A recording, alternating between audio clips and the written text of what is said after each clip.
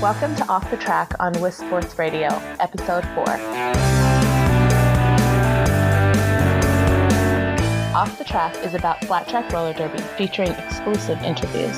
I'm Mick Swagger, and at WIS Sports, we believe that women in sport deserve equal coverage. Thank you for joining me on this new show all about roller derby. We can be found on WIS Sports Radio. This episode is recorded on the traditional lands of the Chinook people. I'd like to give acknowledgement and pay respect to their elders past and present. On our 4th episode, we'll be discussing life after roller derby. We all know this sport can become an all-encompassing passion and lifestyle. Many folks love the physical challenge of becoming fit for roller derby. We exercise, lift weights, or cross-train outside of derby practice, which means we end up working out every day of the week and practicing derby from 3 to 6 times a week. The all too common phrase, "I can't, I have derby," is a badge of excitement and honor when we're new, and soon even our social circle becomes our teammates, league mates, tournament friends, and opponents. What happens when we're a few years into derby, have dwindling hangouts with our muggle, aka non-derby friends, and then our life path moves away from roller derby. Our leagues and teams bid us farewell, and in many ways is an end to friends we spend hours of our lives with. We don't call it derby retirement for nothing. When you're still in derby and your friends leave, you bid them farewell. You hope they come watch games, coach, ref, and stay involved in the management of the league. Some folks have space for that, and some people's lives take off in totally new directions. Today I'm speaking with 2 rad friends who have life paths that have gone in wildly new directions and have left a big impression on me. I'll be joined by Mercy, a former Wheels of Justice and Team USA player, and Lorna, aka Cammie, a former London Roller Girls All-Star and Team England player. We will discuss their life path after derby and the interesting things they've been up to in the last few years. My first guest is Mercy from Wheels of Justice, Team USA Roller Derby, as well as the owner and coach of Left Turn Coaching. Mercy played roller derby for 9 years, playing with Dallas Derby Devils, Hawaiian Pacific Roller Derby, and the Rose City Rollers. Mercy captained the Wheels of Justice in 2014 and was on Team USA Roller Derby from 2013 to 14. I had the honor to play with this amazing woman on our home team, the Heartless Heathers, Wheels of Justice, and USA Roller Derby, then against her when I moved to Gotham. Mercy is an extremely dynamic person, having built 3 successful businesses and 4 careers in the time that I've known her. Your Sunday Best Photography business, Left Turn Coaching business, and is currently a residential carpenter and now taking on a new journey called Wild Diversity, which is what we'll be chatting about today. Welcome, Mercy. Thanks for joining me today, friend. Hey, thanks for having me. Yeah. I was wondering if, just to start this off, since I've kind of gone over your derby career, if you can answer a burning question that has been wildly popular in the last month. What is your derby age? Well, I think my derby age was the age of the penalty wheel. Oh my gosh, you had a penalty wheel. Yes, it was like, it's kind of weird in hindsight if you think about it. In derby at that time, you could do play fighting. So if somebody tackled you and did a play fight, they would make you spin the penalty wheel. And it had things like, pillow fights and punching each other with those little inflatable gloves, to my vivid last memory of it was somebody brought me down to a fight, they spun the penalty wheel, and it landed on spankings, meaning that you would skate around the ring backwards and the entire audience would spank your butt. And my team was like a group of vegan feminists, and they're like, do not do it. You do not have to do that. And then I was like, no. And the other person did, so the other team got 1 additional point for winning that penalty wheel challenge. Oh my gosh, that's so bizarre. So weird, especially for, a women-centered organization. It's kind of hilarious. Yeah, especially like you would have come up with those rules. It's not like they would have been imposed upon you by anyone else. No, yeah. We came up with those for ourselves, but that was kind of like the days of roller derby back in the day. That's what it was like. Wow. Okay. You played roller derby a few years before I did, because by the time I played, we did not have a penalty wheel, and I am really glad because I don't think I would have persisted. Fair enough, fair enough. um, that's hilarious. So, just a little bit more about derby before we jump into the other stuff. Just wondering, what is the accomplishment you feel the most proud of during your time in roller derby? Um, it's hard to say. I feel mixed about it. I'd say it was probably the season that I captained. While captaining is like super stressful, you're wearing many hats, like captain, coach, you're planning lessons, you're everybody's mom, everybody's dad, everybody's like mental health care provider, and like running a small business. It's just a lot of hats to wear, but I feel really it was also my last season of roller derby, and getting the opportunity to captain that team, to be a part of the growth of that team, and being the one like leading that direction felt really great for me. We ended the season second place on a 3-point loss against Gotham, which I think you were skating on at the time. But I feel really great to have got our team and be a part of getting our team to that point. Yeah, that was a pivotal year for the Wills. Yeah, I think isn't that? previous to that, we had gone to champs and kind of choked in the first game, which is it wasn't the best experience, but you build on that loss, and I feel like you were on the team at that time, and Hmm. having experienced that, and then having experienced coming in second place is such Yeah. an amazing accomplishment and climb. Yeah. I mean, it was a wild year, but everybody was willing to put in the work, and that's how we got as far as we did. Yeah. When you stopped playing roller derby, what did you find to replace the exercise of skating? Um, I think that's an interesting question because for me, I didn't do derby for the exercise. Like I don't factor exercise in my life because it's so boring and horrible. Um, but I do like to be active in a way where it feels stimulating to me. So I feel like after I finished roller derby, I just got into being outdoors in the Pacific Northwest, like trying to get outdoors regularly, hiking, backpacking, or camping. And that kind of was what stimulated my need for movement. And also, it became like a place that felt more restorative to me when I got out there. Yeah, absolutely. I think sometimes roller derby doesn't feel as restorative as maybe hiking or being in nature is. What did you find to replace exercise of skating derby? Well, that's a really interesting question for me because I didn't feel like I ever did derby for exercise. For me, I enjoyed the competition and the team aspect of it. So it wasn't so much as replacing exercise for me as not only finding something to do, but also like moving my body and getting out and doing something social. So for me, I feel like getting into the outdoors of the Pacific Northwest was something that I started doing with all that free time that I had. And just going on backpacks or hiking or just camping and just appreciating how restorative the outdoors felt. Absolutely. And you're in the perfect place to have those experiences because there's so many wonderful places to get outdoors that are close to Portland. Absolutely. I think within an hour or two, I mean, it's endless. We're just surrounded by wilderness over Yeah. here. I have also It's a really special It place. really is. And I had that experience as well because I was in Melbourne at the time. And, yeah, my partner and I would go on hikes or backpacks on the weekends. And I would just feel so smug about being outdoors, looking at the ocean and wallabies instead of spending 5 hours in like a hot factory with skating roller derby. And it was just such a good experience to be in something that was restorative and kind of like feeding my soul. Absolutely. I think like there was a time in roller derby where I felt like I picked up more like stress leaving practice than I came in with.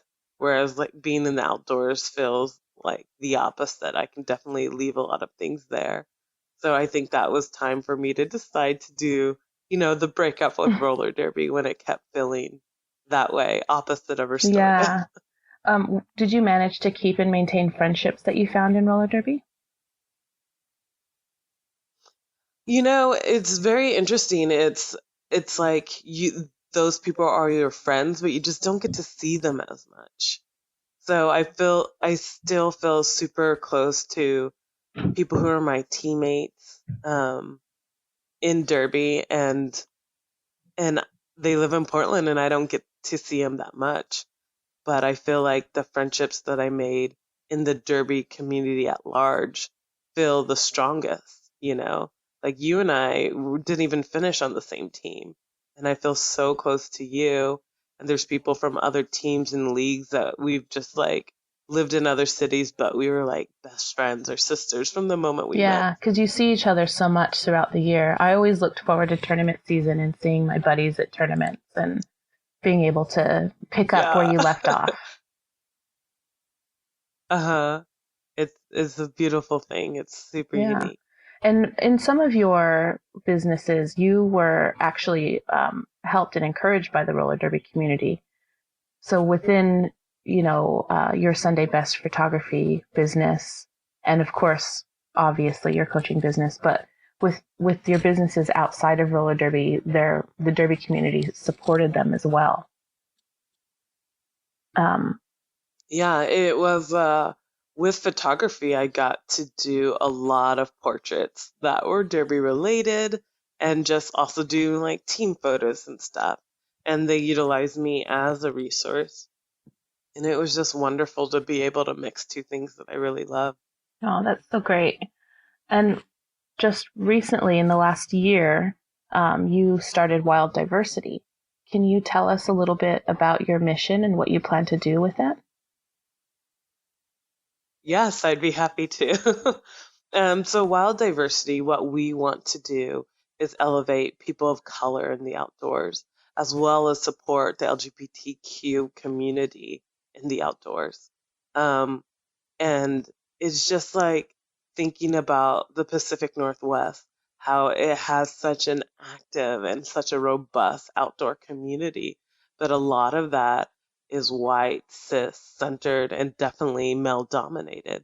And for people of color and for people in the queer community, it is not always a safe place. It's definitely not always welcoming. So thinking about how can we like create a community in the outdoors and how can we support those populations, and that's what we are trying to do and explore. And we're trying to get together a gear library. We've already received so many donations and so much support from our community, but the gear library will help us eliminate the financial barrier of getting all that gear together. You know, the gear just to go on a backpack or a day hike or camping in an arena that doesn't seem welcoming seems like a hard and unnecessary thing to do.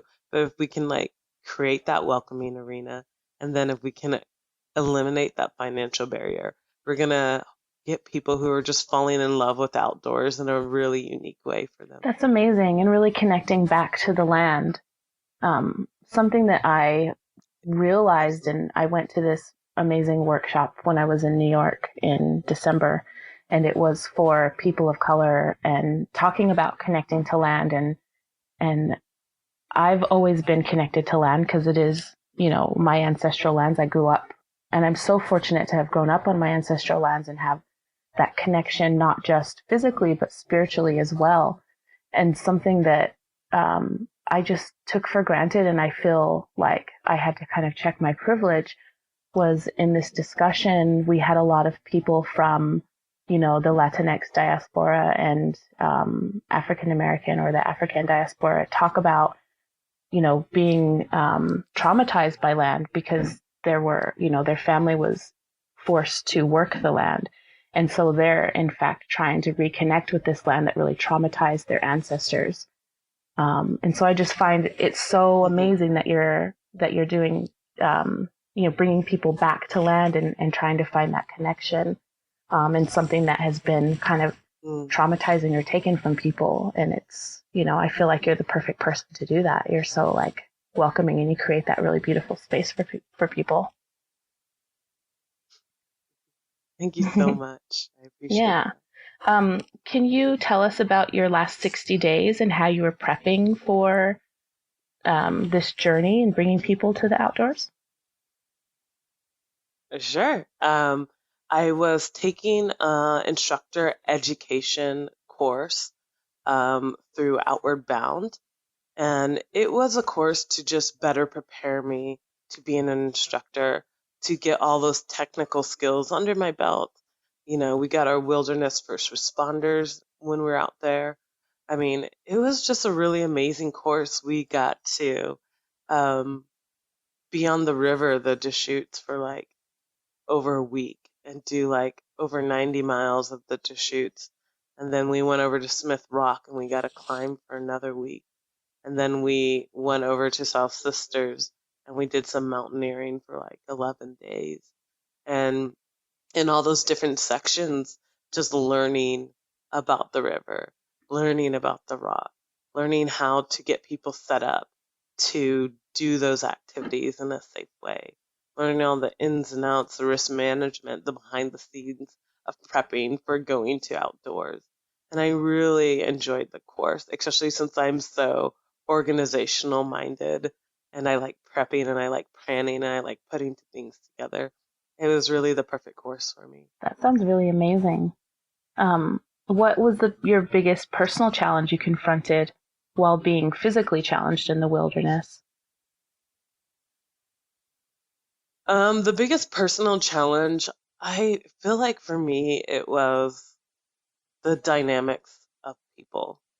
I think the concept of 10 people who have to spend 24/7 together for 50 days is like, a great start to a reality TV show. And that's what it felt like sometimes. There's so many different people from different backgrounds there. There was 4 women total, including myself, and then 5 cis men and 1 trans man.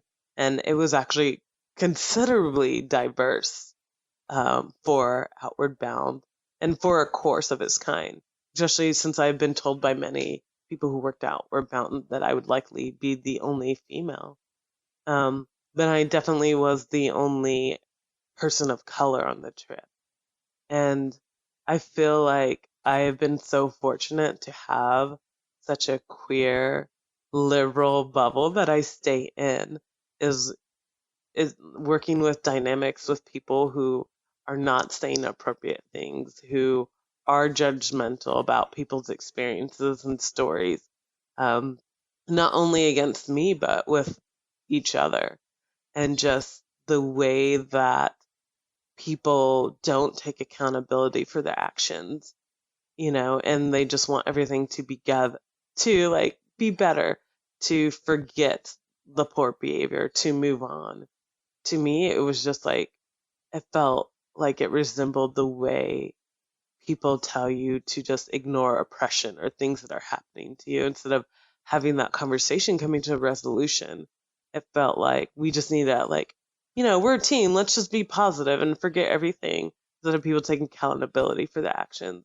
And I feel like despite the course being super wonderful, that is something that will kind of always stay with me. That's still holding on to me now, of the way that people behave in a way where you don't know if they would stand up for what is right at the end of the day, and being out there in the wilderness, which is not always a safe place for people of color. There's shotgun shells and beer cans. We're going through small towns, and these are places that make me and other minorities feel uncomfortable. And here I am with a bunch of white people who don't really want to do the right thing or take accountability for poor actions. It was tough. Um, but separating the course from that, I feel like the course was great.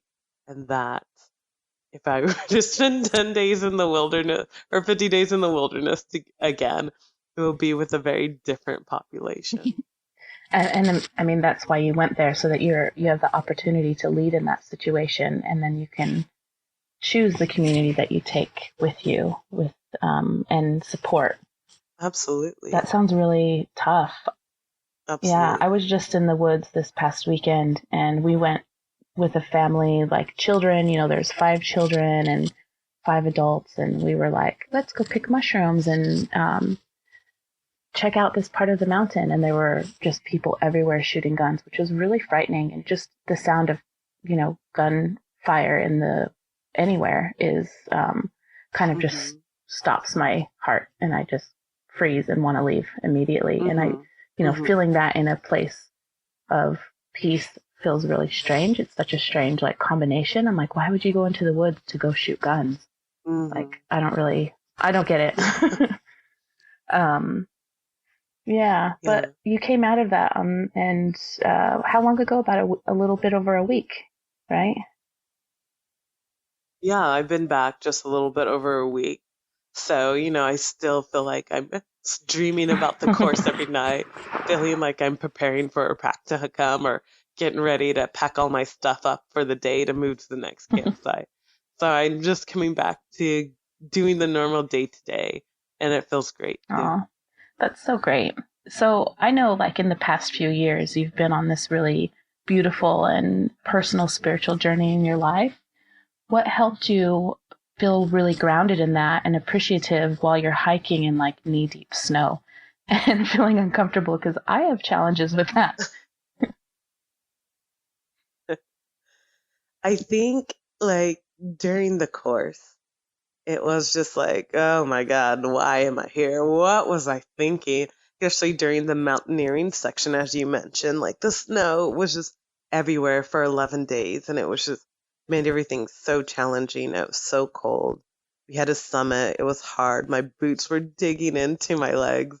That gave me a bruise for well, I still have a bruise from that section, where it's painful in my ankle still.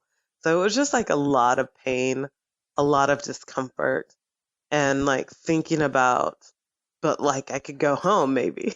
Maybe I could call somebody that could come get me. But also thinking that the only reason that I was there was for my community, not so much for myself, although I thought that the course would be so rad to be a part of. But thinking about them, my community was the reason I was on the course. I mean, I crowdsourced for my tuition for the course. And all the knowledge that I'm learning, I was going to take back to them. So it didn't feel like a option to quit or to truly figure out ways to get out of there. It was just absorbing as much as I could, to take back to them. And I felt in times when I was just really struggling, just thinking about that and being able to push through was pretty much all I had. That's really wonderful to have that backing of your community, and knowing that even though there's that pressure of I can't fail my community, but also people are thinking about you and backing you while you're gone. I know I smudge every day, and several times I'd be oh, Mercy's out on a mountain right now. I'm gonna do a little extra thinking about her today and hoping she's in a good place. What types of trips do you? Of course, I do all the time. I think that you're one of my longest lasting friendships in roller derby, and I always find all the things that you're doing in life to be so wonderful, and just following kind of what you do in your life path there's always a really a deeper purpose to it, and it's just really great to see what you're doing now, and that it's for POC and the queer community feels really wonderful. And so absolutely back that. Yeah. So, yeah. Just wondering what types of trips do you plan for wild diversity and like when can I jump in on this?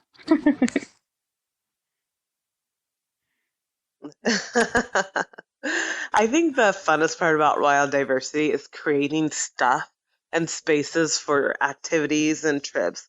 And where I'm like, I want to do all of them. I want to do all of them with my community and being really excited about it. So I feel like our bread and butter is going to be more like backpacking. And we have, through the gear donation, people donated kayaks and canoes, making a water portion like more possible to get those really huge donations in there. So that is going to be around somewhere. I'm not sure what river, what body of water, what lake, but there is going to be some water activities, which I'm just so stoked to get to do that with everyone. And then we want to do some mountaineering training and maybe do some summits um, within the next year. And we don't know what that looks like. We have people who want to partner with us for rock climbing. So being able to at least provide resources for rock climbing for our community in like a bro-free zone would be what we are looking to do. And um, I'm just really excited for that. And also workshops, like doing workshops to better prepare people for emergencies, for navigations, for making fires. Like, I like to think of it as like Yeah, who's gonna post-apocalyptic be on my skills, you team know? in that So everything you would situation? I always need. think like zombie apocalypse, but that's just because. Yes, like in the zombie apocalypse, how many skills have you acquired? And how Yeah. can Do wild you know how to diversity use an help you axe? acquire You are on more? my team. So, um, yeah. So that's kind of what we're preparing for. And it's also just ways to get people outside. Some people want to summit. Some people have summited, and some people have like never even been camping outside before.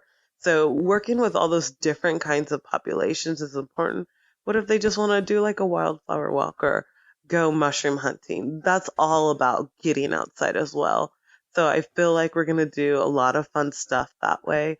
I want to work with seniors and get them outside, and we're partnering with youth organizations to work with minority and queer youth to get them outside and just being able to provide that resource to them. So those organizations have very little cost because they're utilizing all the gear from Wild Yeah, that all sounds Diversity. really wonderful. How can the Derby community and how can we support you in this endeavor? Like, do you want us to, just send you our gear? I have a couple of things to donate, or is it monetarily, or how can we support this? We would be open to and would love all kinds of support. So if you have outdoor gear and you want to send it our way, please do. We totally need it. Our community needs it here. Um, Additionally, if you want to give us money, we are not going to say no to that. Send us your money. But also, if you have time, time is so valuable to us too. If there's any way you want to volunteer for Wild Diversity, if it is being a trip leader, or just helping us with some admin or social media stuff. We're open to all those avenues of people supporting us and what we're doing. Oh, that's wonderful. Mercy, thanks so much for joining me today. Feel really lucky that you came on the show and, talking about this and gifting us with this conversation. Really appreciate it. Absolutely, it was my pleasure. Yeah, and I wish you success with wild diversity, good weather, and minimal snow camping. Thank you very much.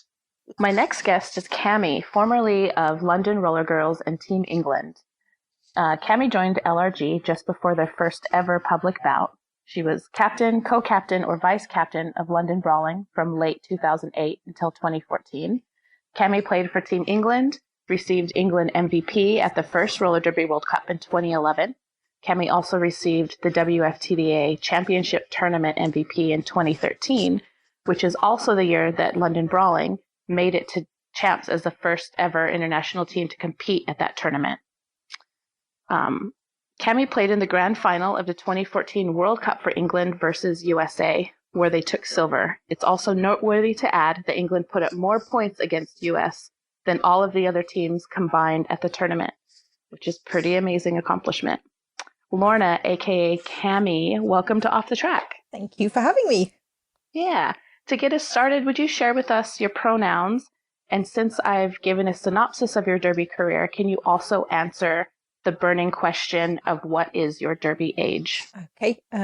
Pronouns she, her. I'm happy with that.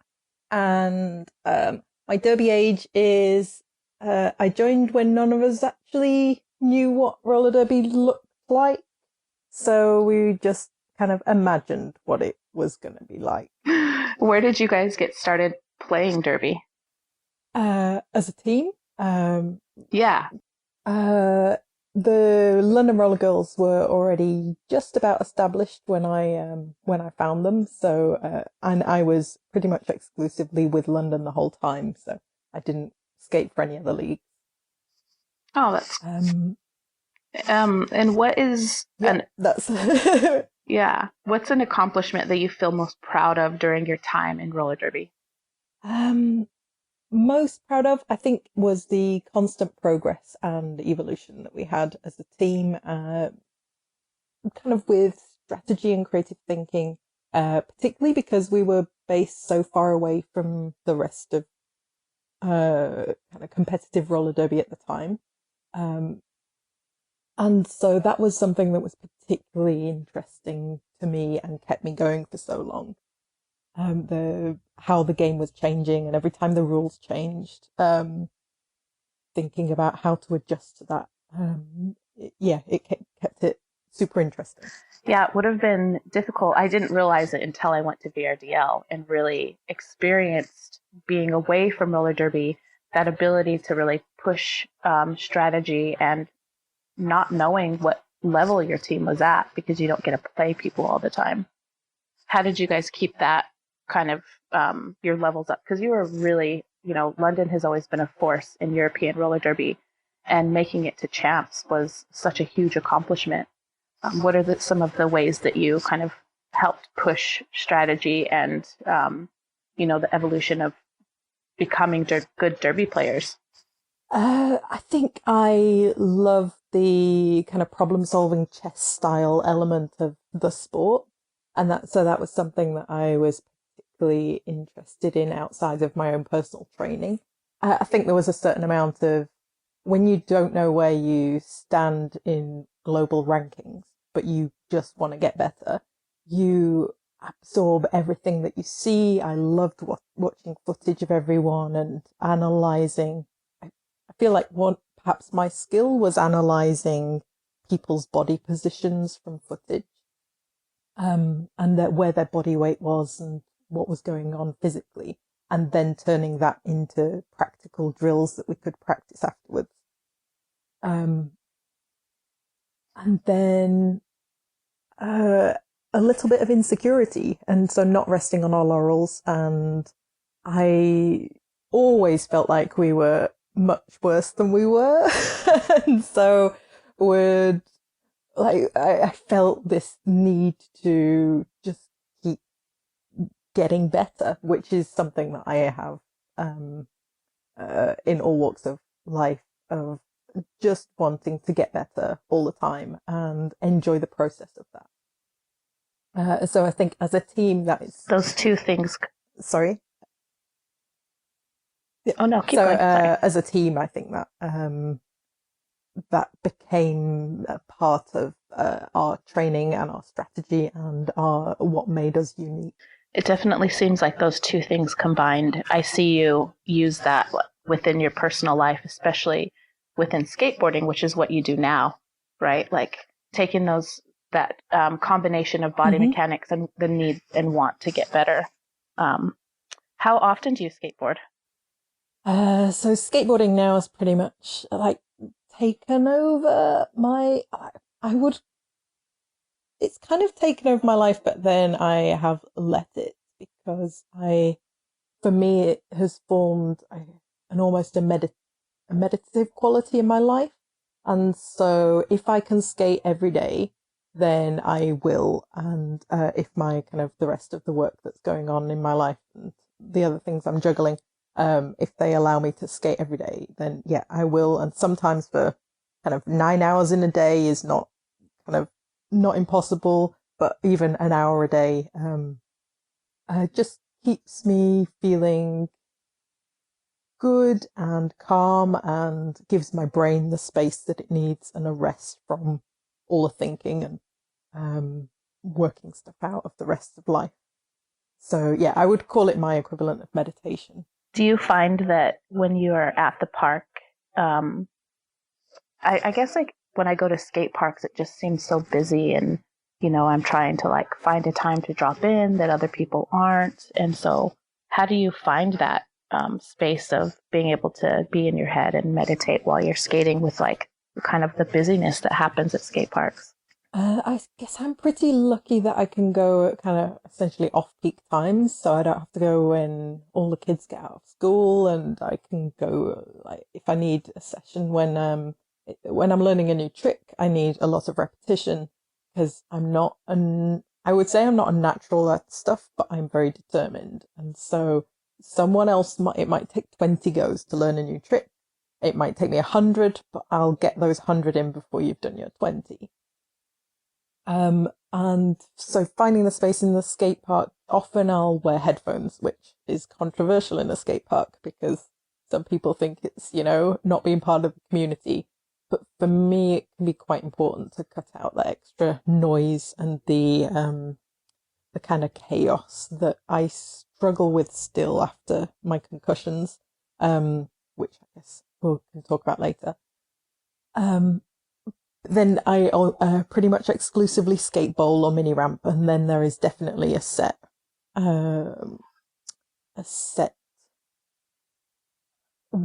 way in which the order of everyone dropping in, and the skate parks I skate at are pretty kind of polite and make sure everyone gets their go. And so when you're in doing your run, you're just doing your run. There's no one else dropping in on you, and you don't have to worry about anyone else in the bowl.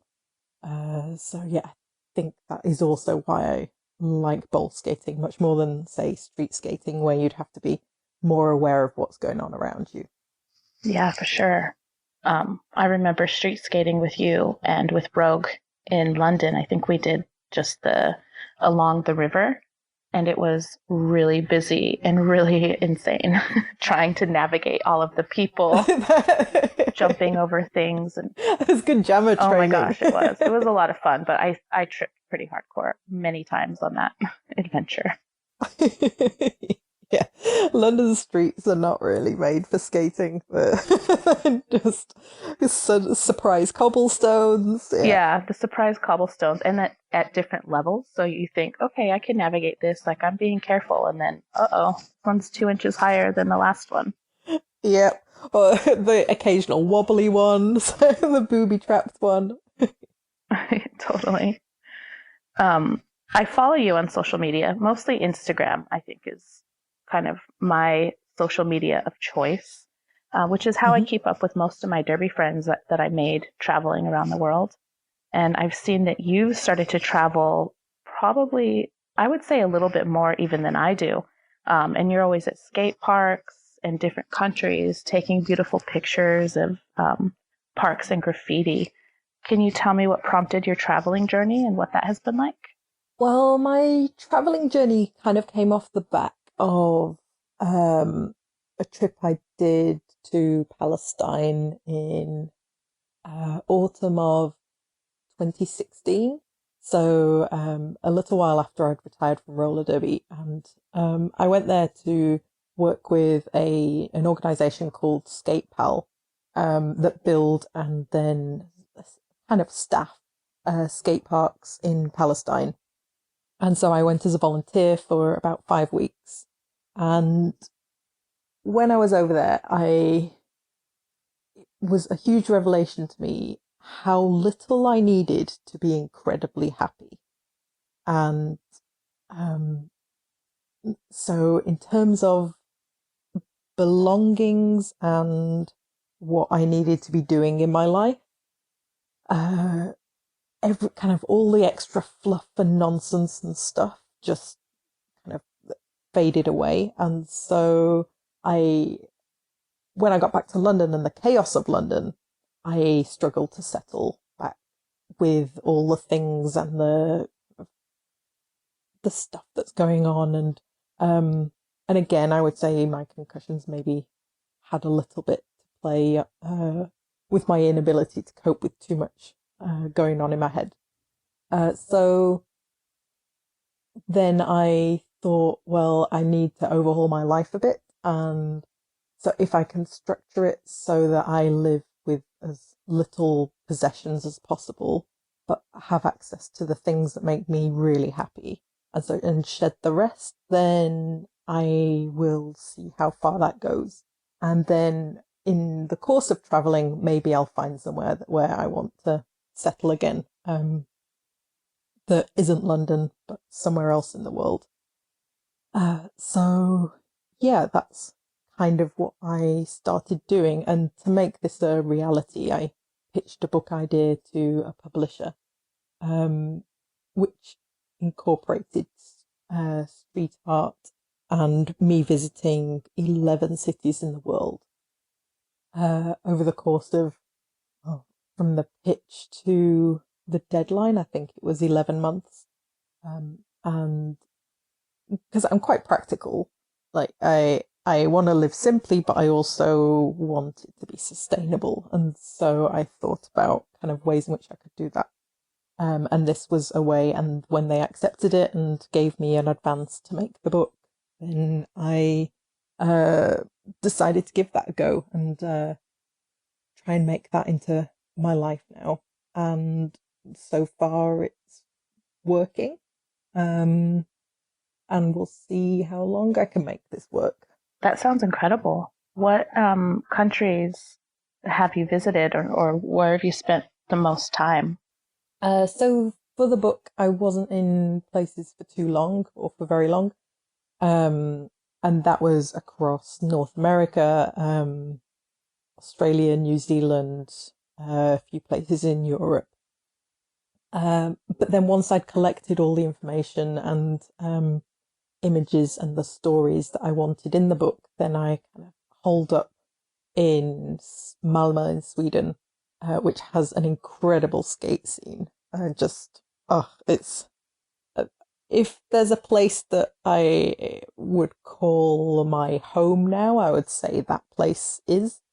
So I holed up there for a few months and completed all the paintings and did all the writing, and then sent that off to my publisher, and then spent the winter in New Zealand where my parents live and my brother and his kids live. So I spent 4 months from December to April over in New Zealand, with a small trip to Samoa to collect stories and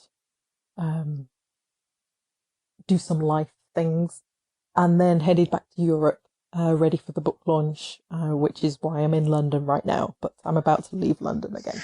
Wow. Can you tell us about your book launch? That just happened this past Friday, is that right? Yes. So my book is called Painted Cities, and it was essentially me looking at street art and graffiti as a sign and signifier of what's going on in cities that maybe you don't get to see. I've talked about this book so much that now I'm confused myself. So my paintings are of urban landscapes, and I'm particularly drawn to the bits of life that often get overlooked, and the kind of back streets and the kind of the back alleys and kind of the stuff that a lot of people would call ugly, but where I think there's an incredible amount of story and history and layers of the shadows and remnants of where people have been, where the life is. And they're my favourite places to be, and often contain my favourite people. And so inadvertently, they also end up being covered in graffiti and street art and things like that, that are a product of a subculture that wants to say something and express something, but often don't have any other means of doing so. And so it becomes quite a democratic mode of art. It's not curated. And so in that sense, it feels very raw. And so seeing what each city had to say and what the people of each city, when they're not curated, want to express, was something that was absolutely fascinating and an incredible way to see the world. Because traveling for traveling's sake isn't really my thing. I don't really go to galleries or exhibitions or museums and stuff like that. I like to have, I call it a lens to view the world. And I want to know what the actual people are like and what the society is like. And so this was just fascinating for me and a great way of experiencing all these places that I wouldn't normally have a reason to go to.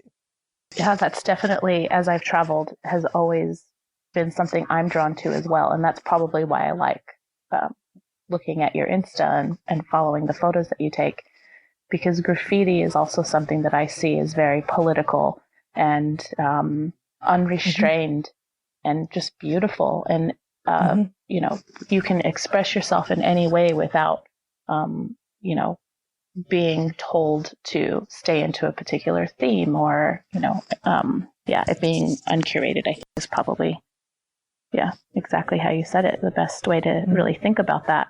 And when I first went to Melbourne, because it has an incredible graffiti scene there, and you were there last summer in Melbourne, you would have noticed there was a lot of art that had to do, or a lot of graffiti that had to do with U.S. politics. And it was so strange to me because, you know, Australians are so critical of U.S. politics, but they have essentially the exact same type of people in their political scene. I know, right?